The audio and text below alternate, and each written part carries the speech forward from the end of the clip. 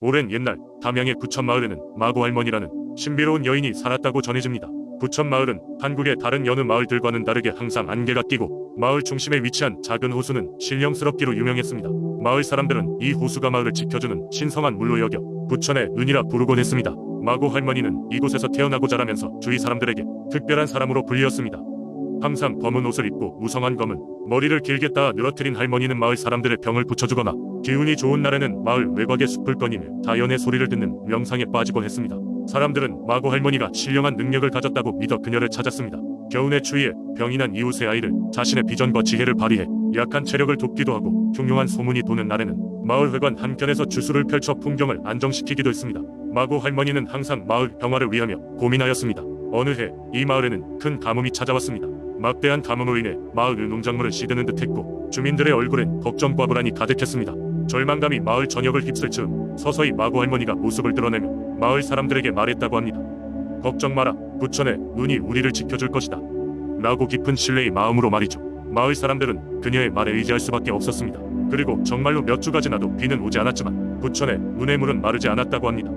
그것은 마치 마고 할머니가 약속한 마냥 항상 맑고 깨끗하게 남아있어 마을 사람들은 그 물을 떠다 농작물을 적시고 자신들이 마실 물로도 사용하였습니다. 이후 가뭄이 완전히 지나고 마을은 다시금 풍요로워졌고 사람들은 마고 할머니의 신비한 힘과 부천의 눈의 덕택의 위험을 무사히 넘겼다고 믿게 되었습니다. 시간이 흘러 마고 할머니는 세상을 떠났지만 마을 사람들은 그녀의 존재와 마을을 지켜준 그 힘을 잊지 않고 매년 그녀를 기리는 특별한 의식을 치르며 부천마을의 신비로운 이야기를 후손에게 전했습니다. 이제 부천마을은 과거의 신비는 일부 사라졌지만 마고 할머니의 전설은 여전히 사람들이 입에 오르내리며 마을의 역사를 이어가고 있습니다. 부천의 눈은 오늘도 마을 중심에서 여전히 신비로운 빛을 발하며 사람들을 맞이하고 있답니다. 두 번째 이야기. 옛날 옛적 태안 지역에는 바위 할머니라는 이름을 가진 신비한 바위가 있었습니다. 이 바위는 해안가의 절벽 위에 홀로 서 있었고 마치 어머니가 고개를 숙인 채 앉아있는 모습과 같다고 하여 사람들은 이 바위를 바위 할머니라 부르기 시작했습니다. 이 바위에는 세대를 넘어 전해 내려오는 가슴 뭉클한 전설이 얽혀 있습니다. 이 마을에는 K란 이름이 부부 살고 있었습니다. 그들은 매우 가난했지만 둘 사이의 사랑이 깊어 늘 행복하게 지냈습니다. 어느 날 악천후로 인해 어부였던 남편이 바다에 나갔다 돌아오지 않았습니다. 아내는 바다를 바라보며 남편이 돌아오길 간절히 기다렸으나 그는 끝내 돌아오지 않았습니다. 남편을 잃은 아내는 깊은 슬픔에 빠져 매일 바닷가를 찾아가 눈물로 고인을 생각하며 기도하곤 했습니다. 사람들이 그녀에게 다정히 말을 걸어도 그녀는 그저 슬픈 눈길로 바다만을 응시할 뿐이었습니다. 세월이 흐를수록 그녀의 혈색은 점점 시들었고 마침내 그녀는 그 자리에 주저앉아 마치 바위처럼 굳어버렸다고 합니다. 마을 사람들은 이 이야기를 듣고 그녀의 사랑과 헌신에 눈물을 흘렸습니다. 그리고 그 현장을 지키기 위해 마을의 장로들은 그녀의 이름을 따 바위를 기리기로 했습니다. 이후로 바위 할머니는 마을의 수호신처럼 여겨졌고 어부들이 바다로 나갈 때마다 그녀의 안녕을 기원하며 안전한 조업을 부탁하기도 했습니다. 시간이 지나면서 바위 주변에는 그녀를 기리는 작은 사당이 세워지게 되었고 마을 주민들은 정기적으로 제사를 지내며 이 바위에 깃든 영원히 마을을 수호해주길 기원했습니다. 자연재해가 덜하고 풍어가 이어질 때면 사람들은 어김없이 바위 할머니에게 감사를 드렸습니다. 이처럼 바위 할머니 전설은 오늘날까지도 태안의 민속신앙으로서 자리 잡고 있으며 많은 사람들이 이 이야기를 통해 사랑과 헌신의 의미를 되새기고 있습니다. 그 바위는 여전히 절벽 위에서 바다를 바라보고 있으며 방문객들은 그곳에서 시간을 보내며 바위 할머니의 이야기를 기억하고 되새깁니다. 세 번째 이야기. 옛날 어느 산골 마을에 전해 내려오는 이야기가 있다. 그 마을은 산세가 험하고 깊숙한 곳에 자리 잡고 있어 외부와의 왕래가 거의 없었다. 대신 마을 사람들은 자연과 조화를 이루며 살아가고 있었고 장수로 유명했다. 그곳엔 특별한 전설이 있었는데 산 정상에 머무르며 마을을 지킨다는 장수 산신령에 관한 이야기다. 이 산신령은 하늘에서 내려온 늙고 지혜로운 선인으로 그 누구에게도 자신의 모습을 드러내지 않았다. 단지 사악한 존재들이 마을을 방해하려 들 때마다 산길에 자욱한 안개를 일으켜 그들을 모두 가도 못하게 만들었다. 그래서 마을 사람들은 모자람 없이 풍요롭게 살아갈 수 있었고 서로에 대한 배려와 사랑도 변치 않았다. 그러던 어느 날 마을에 독특한 소녀가 태어났다. 그녀는 태어날 때부터 눈부시는 발을 가지고 있었고 사람들은 그녀가 장수 산신령 위축복을 받은 아이라 믿었다. 소녀는 무럭무럭 자라면서도 남다른 지혜를 발휘해 마을의 사랑을 한몸에 받게 되었다. 그녀의 이름은 은화였다. 은화는 어렸을 때부터 산을 오르내리며 물길을 좋아했고 자신도 모르게 산신령의 자취를 따르고 있었다. 그녀가 12살이 되던 해 장마가 길고 모지러 마을 곳곳이 홍수로 잠겼다. 산 아래로 물이 차올라 마을을 위협하자 사람들은 두려움에 휩싸였다. 그때 은화는 이 상황을 어떻게든 해결하고자 마음을 다잡고는 산 정상으로 향했다. 산길은 험난했고 비로 인해 붉은 미끄러웠다. 하지만 은화는 용감하게 앞으로 나아갔고 드디어 산 정상에 다다랐다. 그런데 거기에는 전설 속에만 존재하던 장수 산신령이 기다리고 있었다. 그는 은화의 도전을 조용히 기다렸다가 그녀가 오자 조용히 인사를 건넸다. 은화는 자신이 가져온 정성을 다해 산신령에게 마을을 구해달라고 간청했다. 산신령은 그녀의 간절함에 감동하여 자신이 가진 힘을 사용해 산 아래 흐르는 물길을 바꿔주었다. 그 결과 홍수로부터 마을은 무사히 벗어날 수 있었고 사람들은 은화에게 찬사를 아끼지 않았다. 그 후 산신령은 은화에게 자신의 일부분을 전수해 그녀가 마을을 위해 더욱 훌륭한 일을 할 수 있도록 했다. 은화는 그날 이후로도 마을의 번영과 안전을 위해 끊임없이 노력했고 많은 이들의 가슴 속에 영원토록 기억되었다. 산신령의 축복을 받은 품성 좋은 소녀처럼 말이다.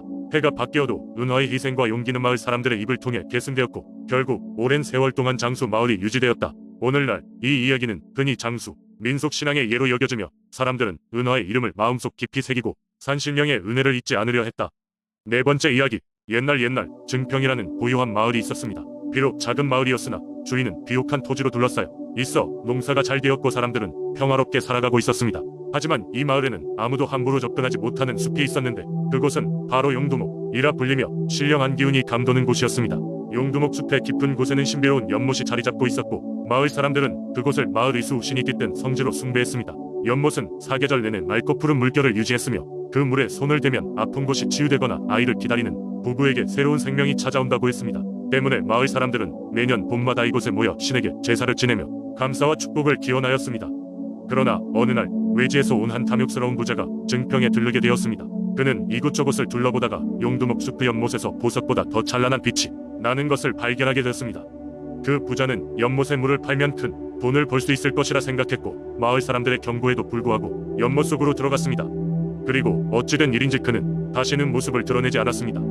그 사건 이후부터 연못은 점차 빛을 잃어가고 마을 사람들은 불안에 떨었습니다. 더 이상 예전처럼 생기가 돌지 않았고 이로 인해 몇몇 사람들은 질병으로 고통받기도 했습니다. 이에 마을의 장로들은 다시 한번 그 숲으로 찾아가 신령에게 용서를 빌며 제사를 지냈습니다. 이들은 숲에서 들려오는 미묘한 바람 소리를 통해 신령의 목소리를 들었습니다. 욕심을 버리고 빛을 따라가 말씀을 받은 마을 사람들은 깨달음의 의미를 되새기며 마음을 다해 무엇이 중요하고 소중한지를 다시금 이해하게 되었습니다. 그 후로 용두목은 더욱 엄격히 보호받았고 마을 사람들은 나무 한 그루, 불 한 포기도 함부로 해치지 않았습니다. 신령한 기운이 다시금 숲을 감싸고 연못은 본래의 빛을 되찾아갔다고 전해집니다. 그때부터 증평 사람들은 용두목을 그저 신의 존재로만 생각하지 않고 그곳에서 받은 교훈에 따라 자연과 조화를 이루며 살아가게 되었습니다. 그리고 매년 봄이 되면 마을 사람들은 어린이들과 함께 숲을 찾아가 다시 한번 그 가르침을 되새기며 다음 세대에게 전하는 시간을 가졌다고 합니다.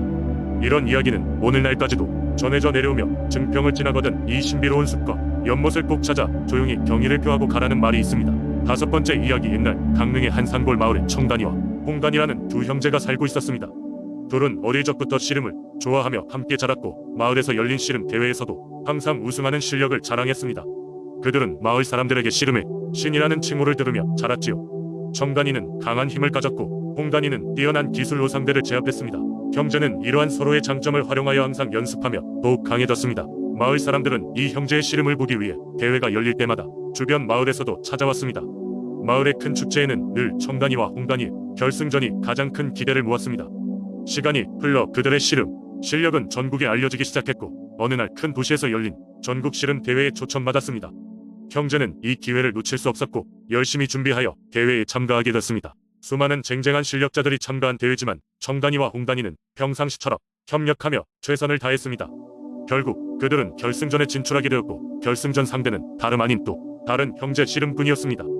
상대 형제는 마찬가지로 강력한 힘과 기술을 바탕으로 이번 대회에 다크호스로 주목받고 있었습니다. 결승전은 많은 사람들의 관심 속에서 열렸고 청단이와 홍단이는 서로의 호흡을 믿고 경기에 임했습니다. 결승전 경기는 치열했습니다. 서로의 힘과 기술은 막상막하로 대단했고 두 형제들은 머리를 맞대어 어떤 전략으로 상대를 이길 것인지를 고심했습니다. 경기 내내 포기하지 않는 모습에 관중들은 환호를 쏟아냈고 이윽고 마지막 순간이 다가왔습니다. 그 순간 홍단이는 청단이에게 작은 신호를 보내고 청단이는 그 신호에 따라 힘을 모아 일격을 가했습니다. 그 순간 상대는 중심을 잃었고 경기는 청단이와 홍단이 형제의 승리로 끝났습니다. 형제의 승리는 마을과 그 지역을 넘어 전국에 알려졌고 그들은 씨름계의 전설로 남게 되었습니다.